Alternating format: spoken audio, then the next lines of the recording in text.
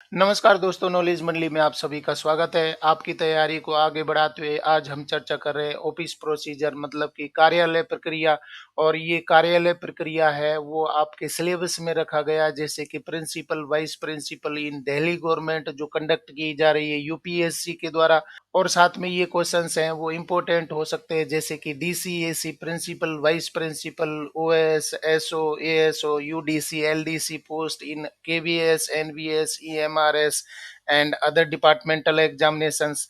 अगर आप चैनल पर नए हैं तो चैनल को सब्सक्राइब कर लीजिए, क्योंकि इससे पहले हम 20 क्वेश्चंस का पार्ट फर्स्ट कंप्लीट कर चुके हैं और आज हम पार्ट सेकंड करेंगे। यहाँ पर इम्पोर्टेंट क्वेश्चंस का कलेक्शन है, मैं आपको लेकर के आ रहा हूँ, ये आपकी तैयारी में बहुत मदद कर सकते हैं। डियर फ्रेंड्स, नॉलेज मंडली आपकी तैयारी के लिए एक ही प्लेटफॉर्म पर सर्विस रूल्स है, एकेडमिक पार्ट और पेपर का जनरल पार्ट है वो भी अवेलेबल करवा रहा है। इसलिए ऑथेंटिक और रिलायबल कंटेंट के लिए नॉलेज मंडली को सब्सक्राइब करिए। तो चलिए देखते हैं सीरीज का सबसे पहला question 21। What are the functions of the desk officer in the secretariat of a ministry और डिपार्टमेंट? किसी मंत्रालय विभाग के सचिवालय में डेस्क अधिकारी के क्या कार्य होते हैं? ऑप्शन देख लेते हैं। A, he disposes of as many cases as possible at his own level subject to overall responsibility of the secretary of the department. B, he examines and submits cases independently to the next higher officer and also signs orders, financial sanctions, and affirm affidavits and courts. C, he has the power of decision making as that of a director oblique deputy secretary. D, he holds charge of a secretariat division and monitors efficient and expeditious disposal of cases. सही उत्तर हमारा हो जाएगा B. He examines and submits cases independently to the next higher officer and also signs orders, financial sanctions and affirm affidavits in courts. जो desk अधिकारी होता है वो परीक्षण करता है और केसेस को इंडिपेंडेंटली जांच करता है और जांच करके हायर अथॉरिटी या ऑफिसर को सबमिट करता है। साथ में ऑर्डर्स पर साइन करता है, फाइनेंशियल सैंक्शंस भी देखता है और कोई कोर्ट केस है तो वहां पर एफिडेविट है, शपथ पत्र वगैरह जारी करता है, जमा करता है। तो ये सभी किसी मंत्रालय विभाग के सचिवालय में डेस्क अधिकारी के कार्य हो जाएंगे। सही उत्तर हमारा हो जाएगा बी। अगला सवाल है 22। विच of the following is not a function of A personal staff of officer? निम्नलिखित में से कौन से निजी स्टाफ अधिकारी के कार्य नहीं है? ऑप्शन देख लेते हैं। A, maintaining engagement diary. B, managing tours. C, being aware of key performance areas. D, distribution of work among staff, training and helping them. सही उत्तर हमारा हो जाएगा D, distribution of work among staff, training and helping them. ये कार्य निजी staff अधिकारी के नहीं होते हैं, बाकी सारे वो कार्य करेंगे, जैसे कि मेंटेनिंग इंगेजमेंट डायरी ये करते हैं, मैनेजिंग टूर्स है, being aware of key performance areas है, इन सभी को वो देखते हैं। परंतु distribution of work among staff है, ट्रेनिंग है, हेल्पिंग है, उनको सहायता करना है, वो निजी स्टाफ अधिकारी का कार्य नहीं होता है। सही उत्तर हो जाएगा हमारा D. Next question 23। What are the post designated as MTS? Multitasking staff. MTS मतलब कि मल्टीटास्किंग स्टाफ के रूप में नामित पद क्या है? ऑप्शन देख लेते हैं। ए, पियोन, चौकीदार एंड सफाई वाला only. B, erstwhile group D post. C, people who can work in different departments. D, junior secretariat assistants. तो कौन होते हैं एमटीएस है वो कौन माने जाते हैं, उनको दूसरे नाम से क्या बोला जाता है? यहाँ पर सही उत्तर हो रहा है बी, अस्टवाइल ग्रुप डी पोस्ट होती है, उसको ग्रुप डी पोस्ट बोलते हैं, चतुर्थ श्रेणी कर्मचारी कहते हैं। परंतु चतुर्थ श्रेणी या ग्रुप डी कहने के बजाय हम इनको मल्टीटास्किंग स्टाफ भी कहते हैं। सही उत्तर हमारा हो जाएगा B. Question number 24. Dash is the administrative of a ministry oblique department. He is the principal advisor of the minister on matters of policy and administration. खाली स्थान एक मंत्रालय विभाग का प्रशासनिक है। कौन है प्रशासनिक? वह नीति और प्रशासन के मामलों पर मंत्री के प्रधान सलाहकार होते हैं। तो वो आदमी का नाम बताना है, उस पद का नाम बताना है जो कि प्रशासनिक अधिकारी होता है। नीति और प्रशासन में मंत्री का प्रधान सलाहकार होता है, उसको क्या कहते हैं? ऑप्शन देख लेते हैं। A president, B secretary, C director, D any one of the above. सही उत्तर हमारा हो जाएगा बी सेक्रेटरी। सचिव होता है, सचिव को हम क्या बोलते हैं? यहाँ पर वो आ जाएगा, सचिव आ जाएगा। और सचिव है वो क्या होता है? एक मंत्रालय या विभाग का प्रशासनिक होता है। वह नीति और प्रशासन के मामलों पर मंत्री के प्रधान सलाहकार होते हैं। तो उसको आप क्या बोलेंगे? सेक्रेटरी बोलेंगे, सचिव बोलेंगे। सही उत्तर हो जाएगा B. Next question 25. Who will be collectively responsible to the House of the People in a parliamentary form of government? संसदीय सरकार के रूप में लोकसभा के प्रति सामूहिक रूप से कौन उत्तरदायी होगा? ऑप्शन देख लेते हैं। A prime minister and president, B council of ministers, C central government, D state government. बहुत ही इंपॉर्टेंट क्वेश्चन है। पार्लियामेंट्री फॉर्म ऑफ गवर्नमेंट में मतलब कि संसदीय व्यवस्था में लोकसभा के प्रति कौन रिस्पॉन्सिबल होगा? यहाँ पर सही उत्तर हो जाएगा बी काउंसिल ऑफ मिनिस्टर्स है। लोकसभा के प्रति पार्लियामेंट्री व्यवस्था में काउंसिल ऑफ मिनिस्टर्स है, मतलब कि मंत्री समूह है, वो सारा लोकसभा के प्रति उत्तरदायी होता है। सही उत्तर हमारा हो जाएगा B. Question number 26. Which ministry oblique department is to be consulted for economic matters? आर्थिक मामलों के लिए किस मंत्रालय विभाग से परामर्श किया जाता है? ऑप्शन देख लेते हैं। A ministry of finance, B ministry of external affairs, C ministry of commerce, D national institution for transforming India, या नीति आयोग। सही उत्तर यहाँ पर हो जाएगा D national institute for transforming India, NITI Aayog. Which ministry department is to be consulted for economic matters? तो यहाँ पर क्या आ जाएगा? नीति आयोग आ जाएगा। नीति आयोग यहाँ पर आ जाएगा। और डियर फ्रेंड्स, जल्दी से आप कमेंट कर दीजिए कि नीति आयोग को पहले क्या कहा जाता था, पुराने जमाने में क्या बोला जाता था, या शुरुआत में जब भारत आजाद हुआ तो एक आयोग बना था, उसको नीति आयोग है वो नया नाम दे दिया गया। पहले क्या बोला जाता था? आपका कमेंट आ जाना चाहिए। और ये भी कमेंट करिए कि नीति आयोग के अध्यक्ष होते हैं वो कौन होते हैं, चेयरपर्सन कौन होते हैं, चेयरमैन कौन होते हैं? जल्दी से बताइए, नीति आयोग के अध्यक्ष चेयरमैन कौन होते हैं? सही उत्तर यहाँ पर हो रहा है डी नीति आयोग, मतलब कि national institute for transforming India है, उसको आर्थिक मामलों के लिए सलाह ली जाती है, उससे पूछा जाता है। अगला सवाल 27. Who is the ultimate authority whose consent is required in legislative matters? विधायी मामलों में अंतिम सहमति किस प्राधिकरण की आवश्यक होती है? Options are A president, B prime minister, C minister for law and justice, D any one of the above. सही उत्तर हमारा हो जाएगा ए प्रेसिडेंट। विधायी मामलों में अंतिम सहमति किस प्राधिकरण की आवश्यक होती है? तो अंतिम सहमति है वो चाहिए होती है राष्ट्रपति की, क्योंकि राष्ट्रपति हैं वो विधायी मामलों में अंतिम प्राधिकरण माने जाते हैं। सही उत्तर हमारा हो जाएगा A president. Question number 28. Who is responsible to the house of the people in a parliamentary form of government? सरकार के संसदीय स्वरूप में लोकसभा के प्रति कौन उत्तरदायी है? तो ये क्वेश्चन रिपीट हो गया है, परंतु देख लेते हैं ऑप्शन क्या है। President, B prime minister and cabinet ministers, C council of ministers, D chief ministers. सही उत्तर हमारा हो जाएगा सी काउंसिल ऑफ मिनिस्टर्स। मतलब कि जो भी संसदीय स्वरूप भारत में है वो लोकसभा के प्रति कौन उत्तरदायी होते हैं? काउंसिल ऑफ मिनिस्टर्स होते हैं, मतलब कि मंत्री समूह है वो लोकसभा के प्रति उत्तरदायी होता है। उनके जो भी क्वेश्चंस होते हैं, जो लोकसभा सदस्य होते हैं वो मंत्री समूह से कोई भी क्वेश्चन पूछ सकते हैं, और मंत्री समूह है लोकसभा के प्रति जवाबदेह होता है। सही उत्तर हमारा हो जाएगा सी। Question number 29. The President of India exercises his powers on the advice of? Bharat के राष्ट्रपति अपनी शक्तियों का प्रयोग किसकी सलाह पर करते हैं? ऑप्शन देख लेते हैं। A council of ministers headed by the prime minister, B chief ministers, C chief justice of India, D constitutional bodies. तो सही उत्तर यहाँ पर हो जाएगा A council of the ministers headed by the prime minister. मतलब कि प्रधानमंत्री की अध्यक्षता में जो मंत्री समूह होता है वो राष्ट्रपति को सलाह देता है और वो राष्ट्रपति उनकी सलाह पर अपनी शक्तियों का प्रयोग करते हैं। सही उत्तर हमारा हो जाएगा ए। अगला सवाल देख लेते हैं 30।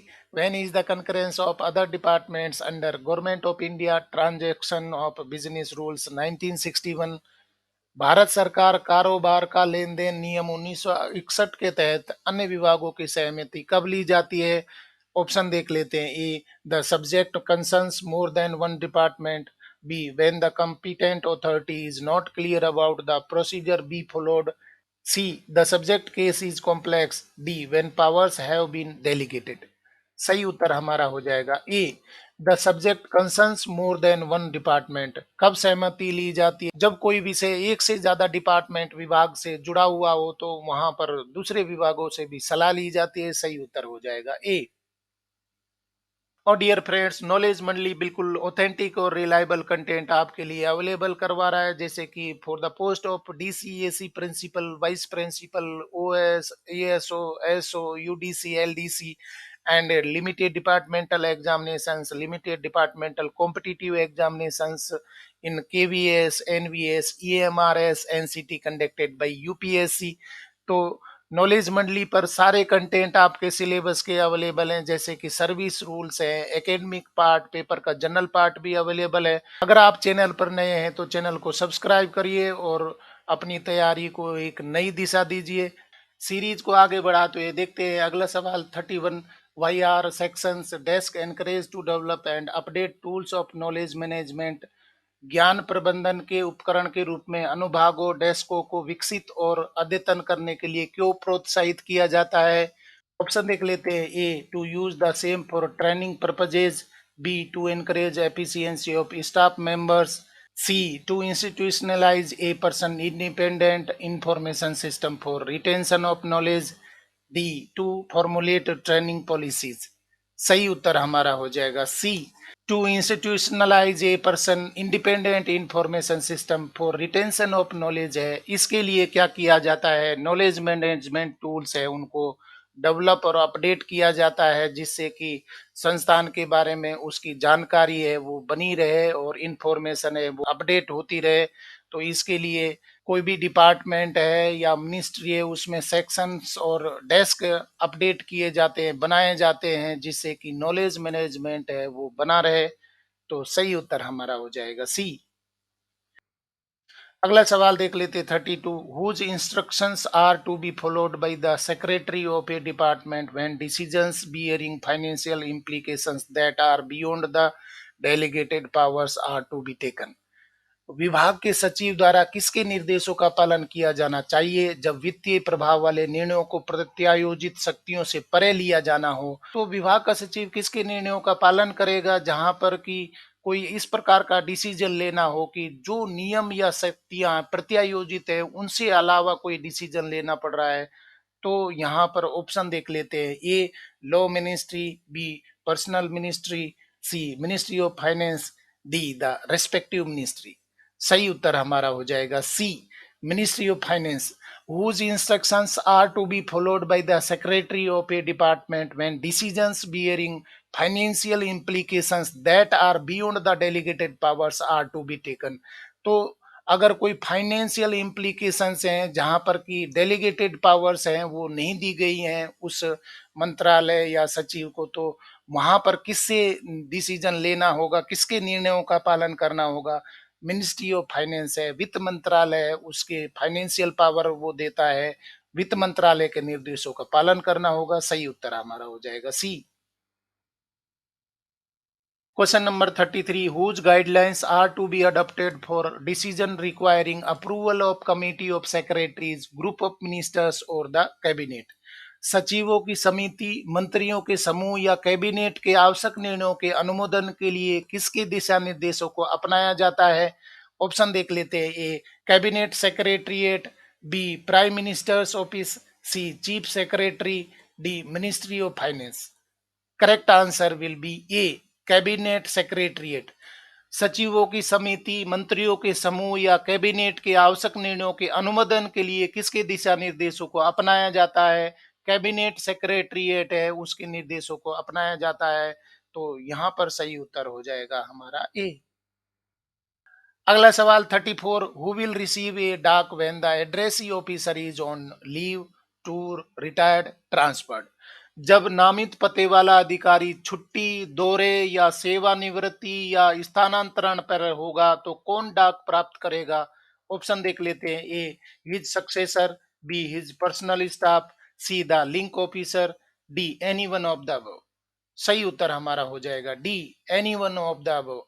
अगर कोई कर्मचारी है जिसके नाम से डाक आई है तो वो या तो लीव पर है, या वो टूर पर है, या वो रिटायर हो गया है, या उसका ट्रांसफर हो गया है, तो इनमें से सभी हैं वो डाक ले सकते हैं। या तो उसका दूसरा सक्सेसर है वो ले सकता है, पर्सनल स्टाफ ले सकता है, या लिंक ऑफिसर है जो उसके कार्यों को देख रहा है उसकी जगह पर, तो ये सभी हैं वो डाक प्राप्त करने के अधिकारी होंगे।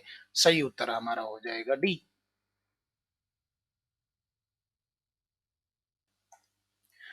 Question number 35. Which category of duck will be received by the addressee himself at his residence outside the office hours under intimation in advance?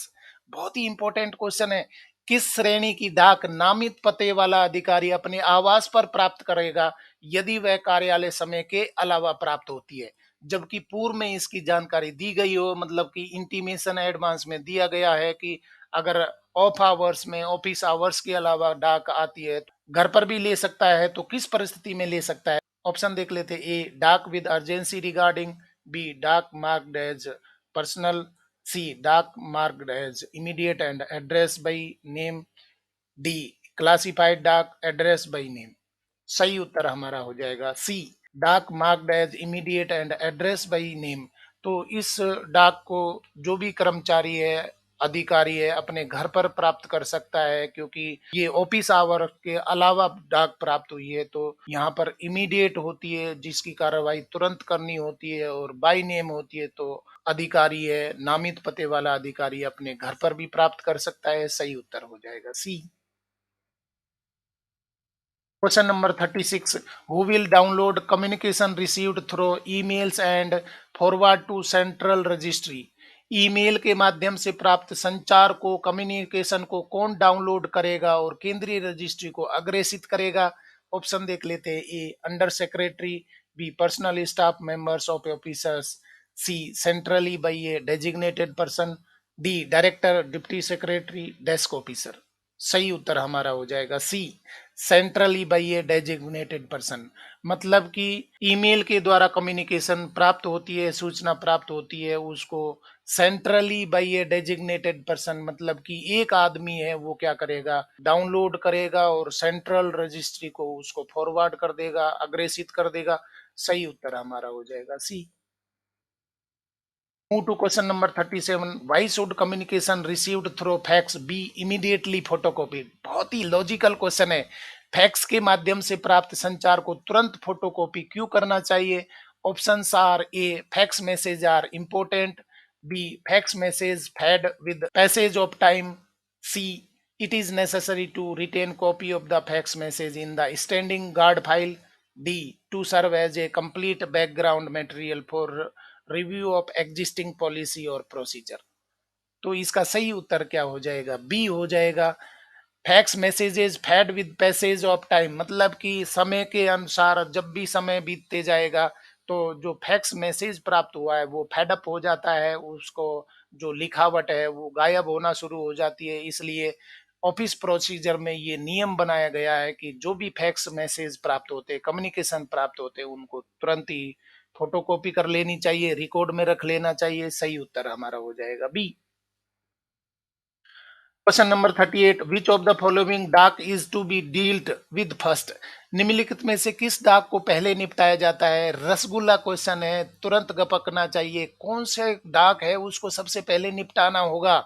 Option देख लेते हैं। A dak with urgency regarding, B dak marked as top secret, C dak with security marking as confidential, D dak marked as restricted. सही उत्तर हमारा हो जाएगा A dak with urgency regarding. जो urgency होती है, जिसको तुरंत ही निपटाना जरूरी होता है, तो वो डाक है सबसे पहले निपटाई जाएगी। सही उत्तर हमारा हो जाएगा A dak with urgency regarding. Question number 39. What is to be checked by the CRU oblique IFC on opening of a डाक? डाक खुलने पर CRU या IFC द्वारा क्या जांच की जानी चाहिए? ऑप्शन देख लेते हैं। A, the addressee of the dak. B, due date for reply. C, check whether security regarding is given. D, check the enclosures and indicate any missing item on the dak. तो सही यहाँ पर उत्तर क्या हो जाएगा? डी हो जाएगा, check the enclosures and indicate any missing item on the dak. अगर कोई डाक प्राप्त होती है तो उसको एनक्लोजर्स को चेक करना है और इसकी रिपोर्ट करनी होगी, इसकी इंडिकेशन देना होगा कि इनमें से जो एनक्लोजर जो लिस्ट दिए कोई आइटम गायब है, तो इसको बताना होगा। किसके द्वारा बताएगा? कौन बताएगा? CRU या IFC है वो डाक खोलते ही ये बात बताएगा। सही उत्तर हमारा हो जाएगा डी। और डियर फ्रेंड्स, देख लेते T20 का last question 40। How can a dak be identified easily when it is maintained in electronic system? एक डाक को आसानी से कैसे पहचाना जा सकता है जब उसका रखरखाव इलेक्ट्रॉनिक प्रणाली द्वारा किया जाता है? तो ऑप्शन देख लेते हैं। A, by the unique number generated by the EOP system. B, from the register of dak. C, from a search window in the system. D, by contacting the system administrator. सही उत्तर हमारा हो जाएगा A, by the unique number generated by the e office.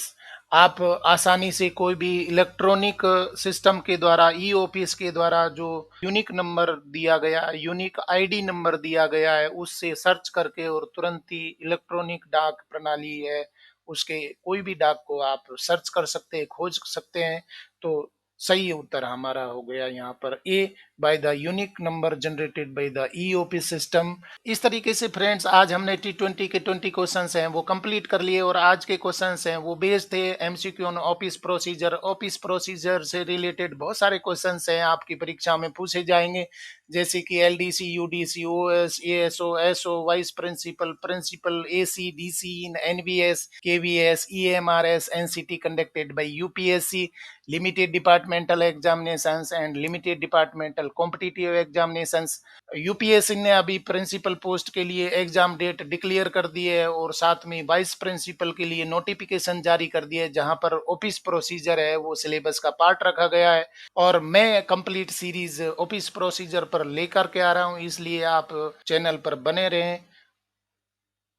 Dear friends, knowledge मंडली है वो एक ही platform पर आपको सारे कंटेंट अवेलेबल करवाएगा। मुझे मालूम है कि आप सर्विस कर रहे हैं और आपको पढ़ने के लिए बहुत ज़्यादा समय नहीं मिलता है, तो नॉलेज मंडली एक ही प्लेटफॉर्म है। आपकी रिक्वायरमेंट है उसको देखते हुए, आपकी व्यस्तता है उसको देखते हुए एक ही प्लेटफॉर्म पर सारे कंटेंट अवेलेबल करवा रहा है, जैसे कि सर्विस रूल्स है, एकेडमिक पार्ट और पेपर का जनरल पार्ट भी उपलब्ध करवाया जा रहा है। और दोस्तों, अभी समय है नॉलेज मंडली सीख का। नॉलेज मंडली आपको एक सीख देना चाह रही है, आप इस मुहिम में जरूर जुड़िए। कम से कम एक जरूरतमंद बच्चे को पढ़ने में मदद करें। कोई भी आपके आसपास एक बच्चे को आप किताब, कॉपियां, बैग, यूनिफॉर्म दे करके और उसको आप पढ़ा करके, क्योंकि आप एक अच्छे शिक्षक हैं, तो एक कोई भी नीडी बच्चा है, आपकी जो ड्यूटी होती है, कर्तव्य होता है, जहां पर आप नियुक्त हैं वहां तो आपको पढ़ाना ही है, परंतु इनके अलावा कोई एक बच्चे को आप गोद ले सकते हैं शिक्षा के लिए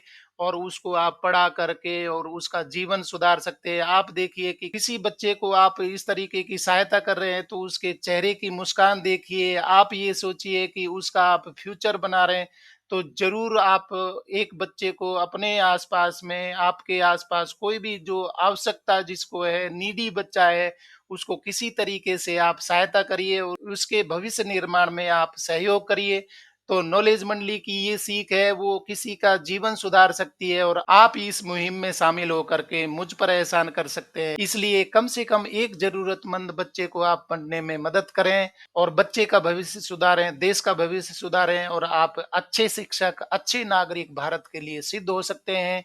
अगर आपको मेरी सीख पसंद आई तो कमेंट जरूर करें और अगर आपको आज के क्वेश्चन पसंद आए तो लाइक शेयर करें और चैनल को सब्सक्राइब करना तो जरूरी है, क्योंकि नॉलेज मंडली इज द राइट चॉइस। जय हिंद, जय भारत।